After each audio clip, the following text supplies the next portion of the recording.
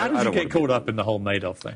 It was recommended that we put, some money with him. Welcome to Watch Mojo, and today we're examining our picks for the infamous times a celebrity befriended or conducted business with someone only to discover they were a terrible person. Thought the only way to dig myself out of this hole was to pull this event off and build a brand.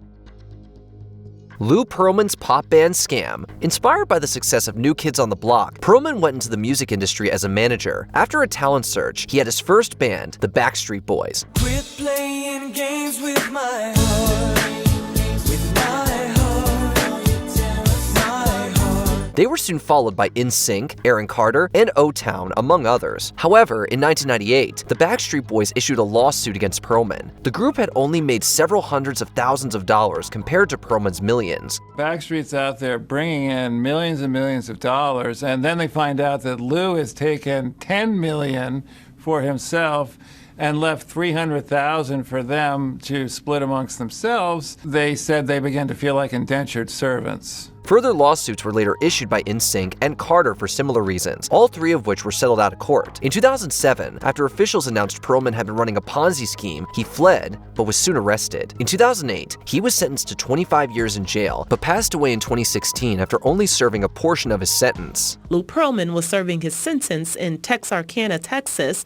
He was 62 years old. Cristiano Ronaldo and the fraudulent travel agent. In 2021, the Portuguese newspaper Jornal de Noticias announced the country's most famous football star had been the victim of fraud. Between 2007 and 2010, Ronaldo used the services of travel agent Maria Silva to make 200 trips, even giving her a virtual credit card and PIN. However, she soon took advantage. Silva was getting other clients to pay her directly and then charging Ronaldo's card to the company to hide her crimes. He lost around $340,000 or 288,000 euros, while his agent, Jorge Mendes, lost $20,000 and fellow footballer Nani $2,000. In 2017, after confessing to her crimes, Silva was handed a 4-year suspended sentence in order to repay the stolen amounts. The real Christophe Rocancourt, known as Eric Rockefeller, Christopher de Laurentiis, Christopher de Laurenta, or any one of the other aliases he used, Christophe Rocancourt moved from his native France to the US and began rubbing elbows with the rich and famous in the 1990s. He splashed cash on luxury restaurants to convince guests to invest in one of his business ventures. Rocancourt even lived with Mickey Rourke and purportedly got Jean-Claude Van Damme to agree to produce his next movie. However, the Frenchman was a con artist and an imposter, and he'd been stealing money. In 2001, after fleeing from arrest the previous year, Rocancourt was tracked down in Canada. In 2003, he was sentenced to 3 years and 10 months and fined $9 million.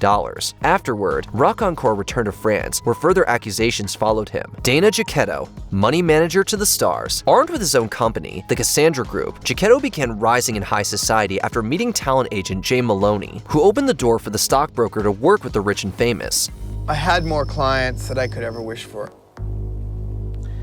I made friends with a lot of my clients, which were amazing creative partnerships. Leonardo DiCaprio was one of his clients. It even stayed in Giacchetto's loft for months. Tobey Maguire, Cameron Diaz, and Ben Affleck are just some of his other clients as he raked in fortunes and threw lavish parties. Dana was the money manager to A-listers in the 90s, and apparently Leo's best friend during the pinnacle of his fame, until he misappropriated nearly $10 million. However, in 2000, Giacchetto was arrested for fraud. He pleaded guilty to stealing up to $10 million. However, prosecutors believed it was a number over $20 million. Giacchetto was sentenced to 57 months in jail. What do you think you did wrong? Well, I know what I did wrong, and I admitted it in court. I mean, what I did that was wrong was a violation of the Advisors Act.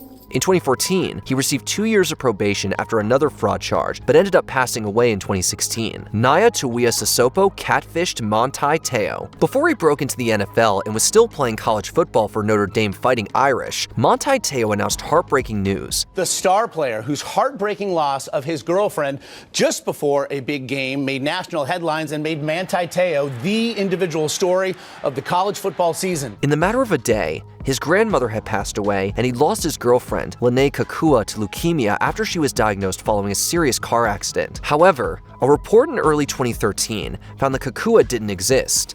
And according to the sports website Deadspin, which broke the story, Lene Kakua was a hoax, and the picture we all saw of her was actually another woman. who was very much alive and says she doesn't even know Te'o. Instead, a fan who now goes by Naya Tuia Sisopo had been pretending to be her, effectively catfishing Te'o into a fictitious relationship despite never meeting in person. Naya told the college star she was Kukua's cousin and befriended him too. Tuia Sisopo later admitted on Dr. Phil how she conducted the hoax and was in love with Te'o. I just wanted to help him become better. The Scientology Ponzi scheme. In 1999, at his 50th birthday party, Reed Slotkin, the co-founder of the internet service provider Earthlink, had his high status all but cemented thanks to greetings and praise from Kevin Costner and Arnold Schwarzenegger. Yet, not everything was as it seemed. As a member of Scientology, Slotkin used his position and connections to embezzle money as part of a Ponzi scheme. He often targeted fellow Scientologists, such as Giovanni Ribisi and Joe Pantoliano, taking over $593 million from 800 investors within 15 years. Former venture capitalist John Poitras alone lost $15 million. In 2003, Slotkin was sentenced to 14 years in prison. He was released in 2013, but passed away soon after in 2015. Celebrity endorsements of FTX. In 2021, the cryptocurrency exchange company FTX was flying high. On top of bringing in a fortune, they had celebrities endorsing them and starring in their commercials. It's FTX.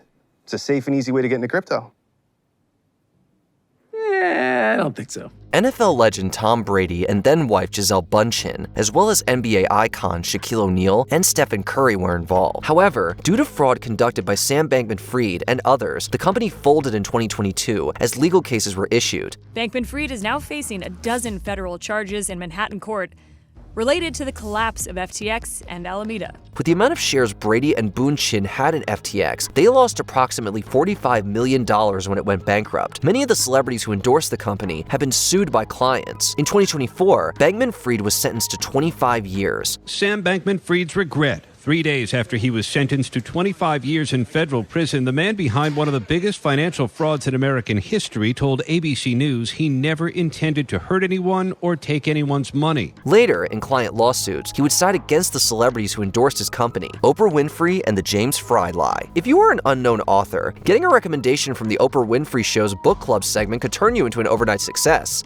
That book coming out and the controversies related to it were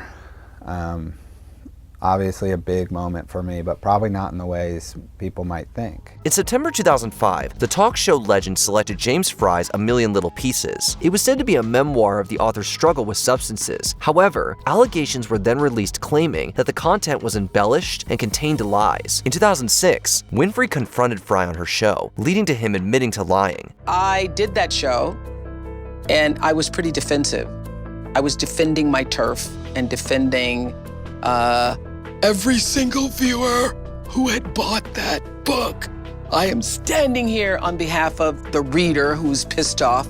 Winfrey wasn't done, as she also publicly embarrassed the book's publisher, Nan Talese. The scandal caused Frey's agent to drop him. Lawsuits soon followed, leading Random House to set up a refund policy in 2007 in order to settle the cases. I was surprised. The ferocity of the attack definitely surprised me and definitely hurt, and it seemed to last forever.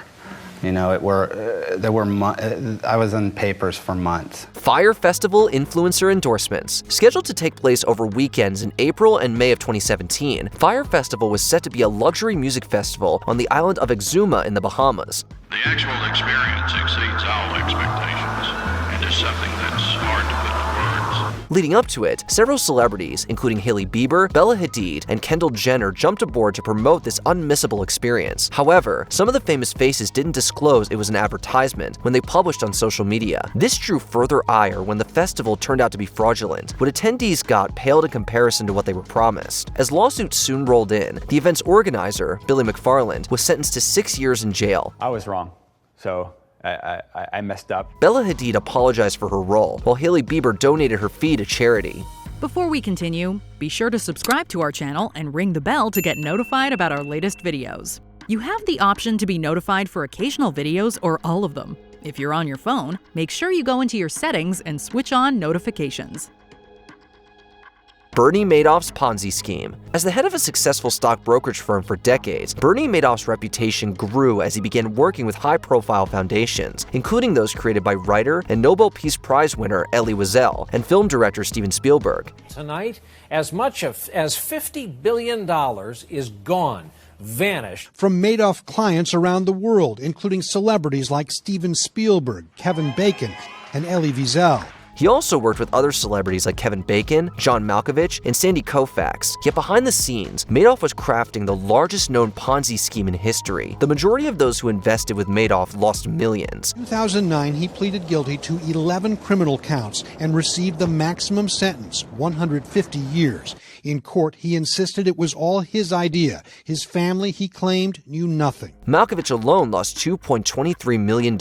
Altogether, the scheme was esteemed to be worth $65 billion. In 2008, Madoff's sons called the cops after he admitted to them about the scheme. He was sentenced to 150 years in prison. He served almost 12 before passing away in 2021. The remorse he claimed in every message is suspect as well. At his 2009 sentencing, Madoff turned to his victims. "I'm sorry," he said. "I know that doesn't help you." It didn't, and neither does Bernie Madoff's death. What other infamous incidents did we miss out from our list? Anne Hathaway's partner, Raffaello Folieri, committing fraud? Prince Harry being the victim of a practical joke by Russian radio hosts? Let us know in the comments. Did you enjoy this video? Check out these other clips from WatchMojo, and be sure to subscribe and ring the bell to be notified about our latest videos.